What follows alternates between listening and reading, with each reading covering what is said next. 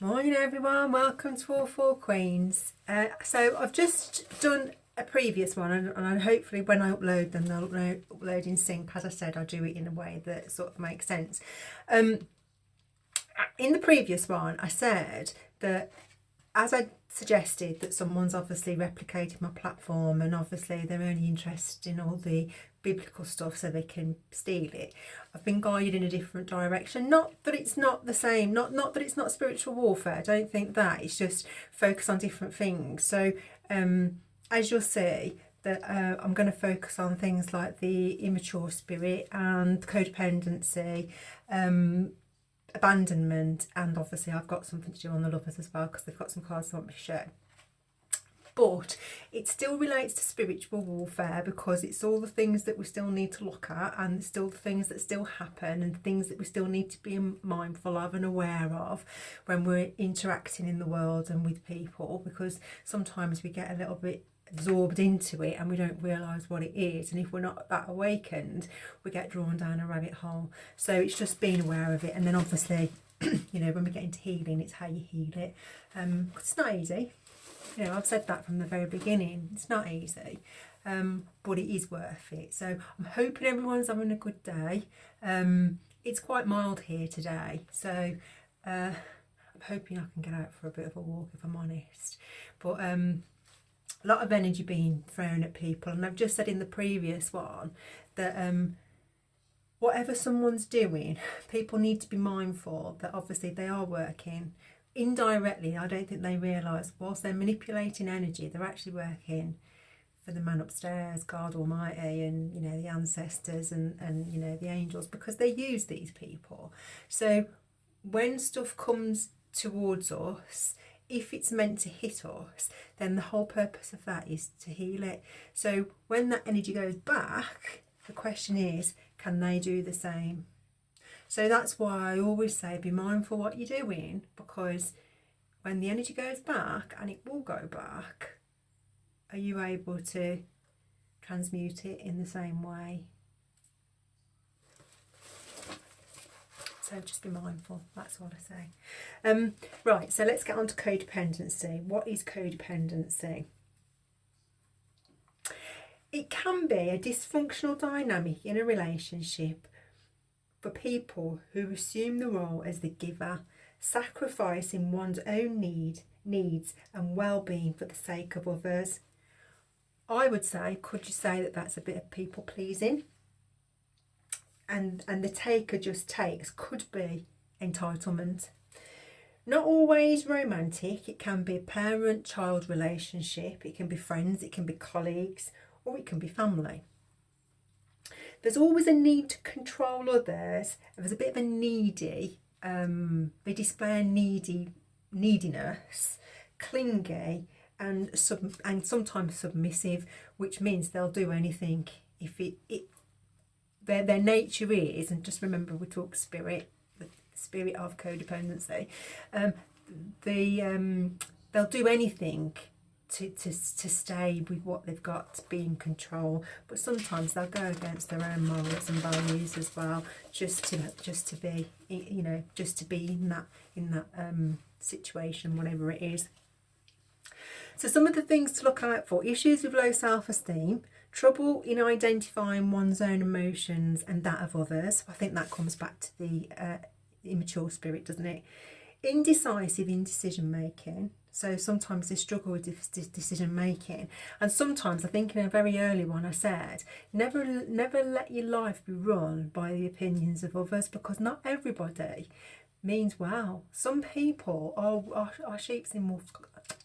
wolves in sheep's clothing, sorry. They are, and as much as they might say and become, you know, oh, you know, great, you know, blah blah blah, behind the scenes you don't know what they're doing. They could actually be, you know, trying to sabotage you and all things. So all I'm saying is just be mindful, and that's why the power of discernment and intuition is so important, because you can read it easier and you can see the intention of somebody just by their energy. They want to care for others but also complain. They need to feel important, so they'll do a lot of stuff but then they'll be resentful of it. So in some cases you have to question why you're doing it. but it's because they've got the spirit of codependency. Their love language is codependent, people pleaser, parent childlike, and they like to be the rescuer. But again, being the rescuer is one thing, but if you don't put your own self needs first and your own self love first, and you keep projecting out, you're going to deplete yourself. So you know, but it is something that that, you know, we all I mean, I had it when I was a child, and that's one of the things on my awakening I sort of, you know, I healed from, because I realised that the people that wanted me to be codependent weren't actually healthy for me anyway, and they were keeping me in that situation. Struggles with change and can't let go. They don't have very good boundaries, so obviously when you awaken you learn your boundaries, and not everybody likes it, because when you've been so loose on your boundaries, people have been able to trample all over you, haven't they? And then when you have strong boundaries and say no, because no is a sentence, people don't like it. But that's obviously something they need to heal, isn't it? Not you. Everything is one-sided, their way or the highway.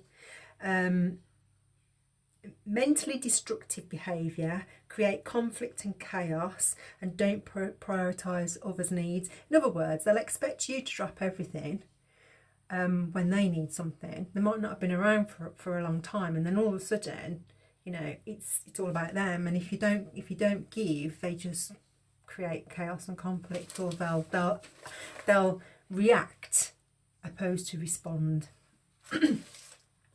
Want supportive feedback, but does not take what is said, or when it's said they take it as a criticism and they don't learn from it. So basically they'll just constantly stay on that hamster wheel and constantly complain, but won't actually do anything to change what they're going through, or even look at their own behaviour and say, well, actually, is that right? Should I be doing that? No. So sometimes when you're around these people, you can be sometimes left feeling drained, frustrated, resentful and stressed out a little bit. You know, they suck your energy, and I suppose we could go back down that road of a little bit of an energy vampire, which I'll do something on as well. Always needs approval from others, so that they lack their own self-worth to be able to be decisive and know that what they're saying and doing is right. Is dependent on the view of others, so they have to have other people give them validation. Always looking for praise, so you know they need the praise, and they hate being alone. They end up in relationships that don't meet their needs, but I think that's probably down to the fact that they don't give. So you get what you give, don't you? So if you don't really give out much yourself, you're going to be in a relationship that's probably very similar. A lot of broken promises, so they'll always say, oh yeah, we'll do this, we'll do that, and we'll get together, and they never happens. Something else is always more important. And then they don't have any qualms about dropping people at the last minute to satisfy their own needs. Feelings of disappointment and betrayal, and then they get angry to respond. They react rather than respond. But again, it's all about them. So in the codependent relationship, it's like that they will feel betrayed and they will get angry. But if you was to feel like that, they wouldn't accept it. And they struggle with trust as well. So normally the causes can be childhood trauma, abuse, neglect, domestic violence, family divorce or fighting, or other things that have happened. I mean, it could be from a relationship. And obviously I'm no expert I'm not a medical in terms of trauma. I have had my own trauma, so I can learn from my own experiences, and I've healed my own experiences, hence why I feel comfortable talking about it, because it's not my burden to carry all the abuse that I went through. You know, I walked around with shame for so long, and yet it wasn't my burden, so I'm not going to sit and not speak about it. And if it helps one person, then that's the whole point, you know, because why should we sit and keep enabling abusers to abuse and bully because they're not prepared to heal themselves or look within? No. If I can help one or two people, then that's the whole purpose of me talking about my experience. and helping people identify things that, you know, are quite important, especially when it comes to spiritual warfare, because these are the things you go within and you heal and you see them and you think, oh, you know, that is me, and I need to heal it. And you don't expect your abuser to heal it, you will heal it, because you'll go in and you'll give yourself self-love and recognise that you don't need to hold on to that. You know, it's not your burden. That's how I see it. I mean, obviously it sounds a lot easier, but obviously when you do the work it gets easier. And obviously if you tap into your higher self, you've got all the support around you anyway, and all that love, and you know, it's all around. And so people say, well, you know, don't you feel lonely on your own? No, I don't, because I don't want to be around people that don't want to give. And like I said before, Tupac, I want to be around people who want more for me, not more from me.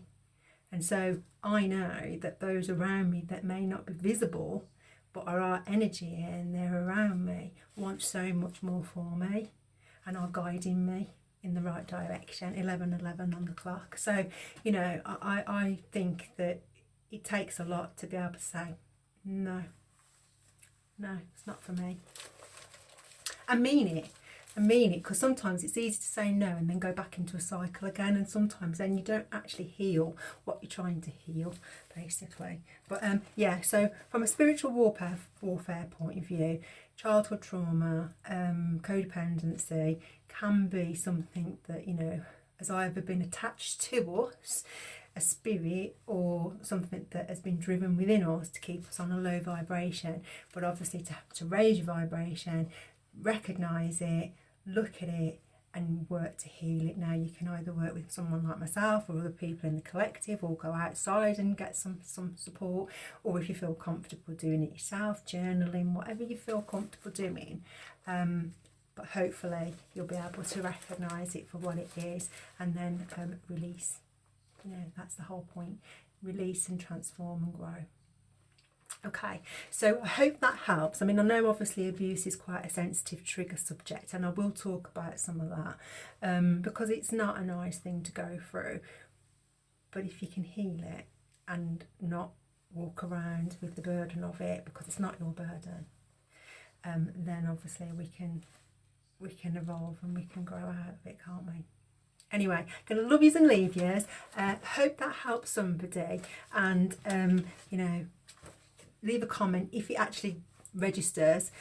Have a like if it registers, because I don't think whoever's trying to control my platform. And then I'll see you on the next one. See you later. Bye.